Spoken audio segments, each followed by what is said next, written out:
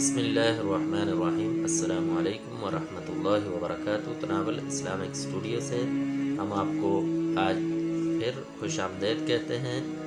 آج کی اس مجلس کے اندر ہم بات کرتے ہیں شہوت اور بد نظری کا علاج۔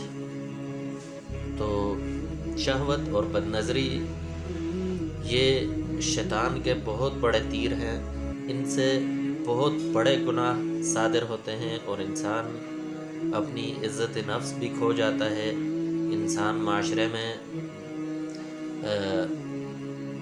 لوگوں کے سامنے بے عزت ہو جاتا ہے، انسان کی عزت جو ہے وہ داؤ پر لگ جاتی ہے، اور اللہ تبارک و تعالیٰ کے ہاں بھی وہ انسان قابل مذمت ہوتا ہے، گناہ گار ہوتا ہے، اور اللہ تبارک و تعالیٰ سے اس بد نظری کی وجہ سے انسان اللہ تبارک و تعالیٰ سے دور ہوتا جاتا ہے۔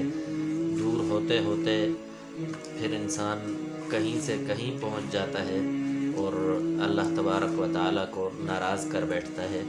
تو اس کا بہترین علاج یہ ہے کہ رات کو سونے سے پہلے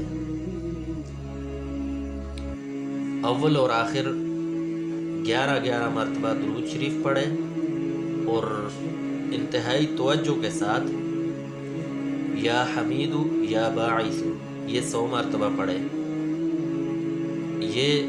یہ عمل مسلسل کرتا رہے تو انشاءاللہ اللہ تبارک و تعالی دل کے اندر نورانیت پیدا کریں گے اور گناہوں سے حفاظت کریں گے۔ شہوت اور یہ جو بد نظری ہے اس سے محفوظ کریں گے۔